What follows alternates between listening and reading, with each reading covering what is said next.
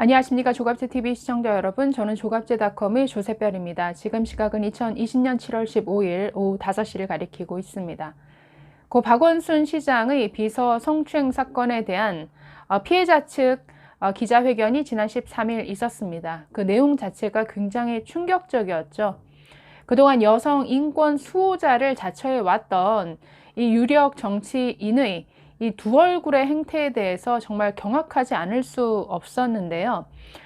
문제는 이런 일이 어떻게 2020년 서울시라는 조직 안에서 가능했냐라는 것이죠. 그래서 당사자인 박원순 시장 다음으로 이 서울시라는 조직에 대해서 분노하지 않을 수가 없습니다. 이번 사건 이전에도 서울시 안에서 일어났던 성폭행, 성추행 사건이 한두 건이 아닙니다. 가장 최근으로는 지난 총선 전날이죠. 4월 14일에 서울시장 비서실 안에서 여직원을 회식 후에 성폭행하는 이런 사건까지 있었습니다. 그 이후에 지금 서울시의 수장인 박원순 시장이 성범죄에 연루되는 이런 일까지 이어졌는데요. 그래서 이건 그냥 넘어갈 수 없는 문제죠. 2020년에 서울시청이라는 거대 조직 안에서 어떻게 성범죄가 이렇게 연달아 일어날 수 있느냐 하는 것이죠. 그리고 서울시라는 조직 안에는 굉장히 여성 관련 부서가 많습니다. 서울시장 직속의 젠더 특별 보좌관도 있고 또 세계팀을 거느린 여성가족실이라는 부서도 있습니다. 이런 부서도 있고 인력도 있고 뭔가 성범죄와 관련해서 피해를 호소할 수 있는 시스템도 있음에도 불구하고 전혀 작동하지 않았죠. 성추행 피해를 호소한 여직원에 대한 어떤 피해 구제도 이루어지지 않았습니다. 그렇기 때문에 이번 사건과 관련해서 서울시에게 뭔가 이 문제를 해결하도록 두는 것은 안 될 말이죠. 서울시는 감사를 받아야 됩니다. 지금 이 문제와 관련해서 글쎄요, 대대적인 내부 감사, 그리고 감사원 등이 나서서 이 서울시를 감사하고 조사해야지 이 문제를 서울시가 알아서 해결하라. 이것은 아니 될 말이 아닌가 싶습니다. 자, 먼저 지난 13일 기자회견을 통해서 나왔던 박원순 시장의 성추행 혐의 내용은 요약해보면 이렇습니다. 지난 4년간, 그러니까 4년 동안이나 위력에 의한 성폭력이 지속적으로 이어져 왔다라는 것이죠. 중요한 것은 위력에 의한, 위계에 의한 성범죄라는 겁니다. 즉 권력형 범죄라는 것이죠. 우리가 성범죄는 뭔가 성과 관련된 문제라고 생각을 하는데 대체로 성추행이나 특히나 직장 내 성추행, 성폭력은 권력을 동반한 폭력인 경우가 많습니다.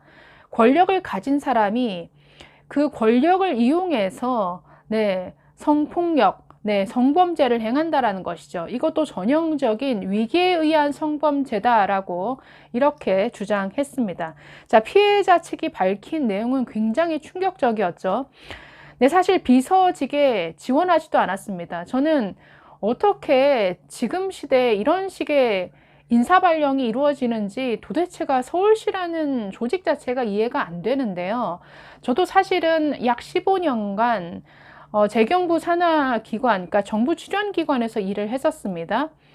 공무원 조직 안에서도 이런 식의 인사 발령이라든지 전보 조치라든지 굉장히 전혀 없었던 경우인데 비서직에 지원하지도 않았고 서울시에 소속된 공무원도 아니었습니다. 서울시 산하 다른 기관에 근무하던 여직원을 콕 집어서 너 오늘 면접 한번 봐봐.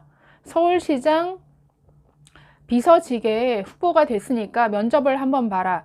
면접 본 당일에 비서로 확정됐죠. 그러니까 이런 식의 채용 절차도 너무나 이상하죠. 자, 이렇게 자신이 원하지도 않았던 비서직에 근무하게 된 직후부터 4년간 이런 성추행이 지속적으로 이어져 왔다라는 그런 피해자 측의 주장이 있었는데 그 구체적인 내용은 더 충격적이었습니다. 집무실 안에 있는 침실로 피해자를 불러서 계속 신체 접촉을 했다라는 것이죠. 예를 들어서 피해자 무릎에 멍이 든 자국이 있었는데 박원순 시장이 내가 호 불어주겠다라고 하면서 자신의 입술을 무릎에 접촉하기도 했다라고 했고요.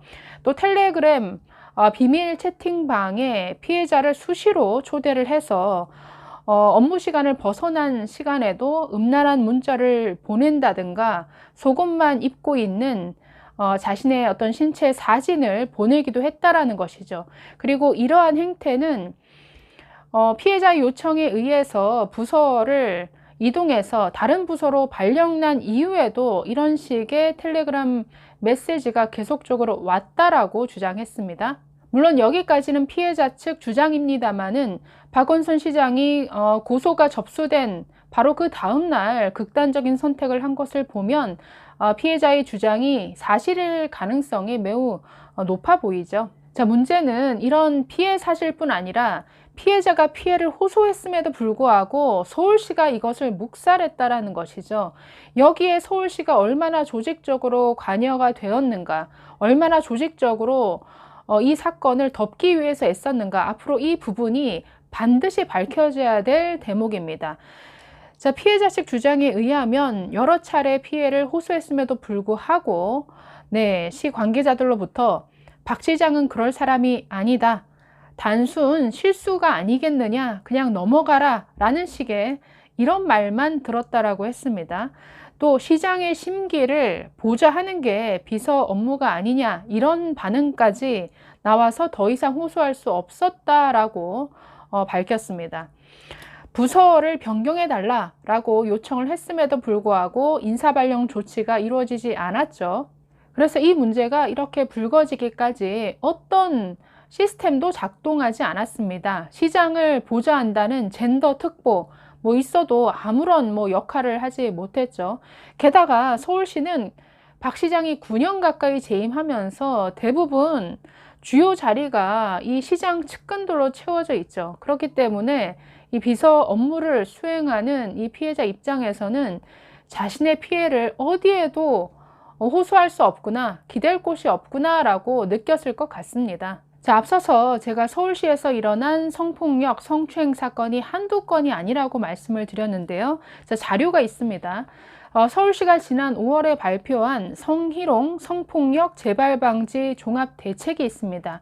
자, 이에 따르면 지난 2년간, 즉 2018년, 2019년 두 해 동안 서울시 산하 고충심의위원회에서 처리한 서울시 내 성희롱 그리고 성폭력 사건이 무려 13건에 이릅니다.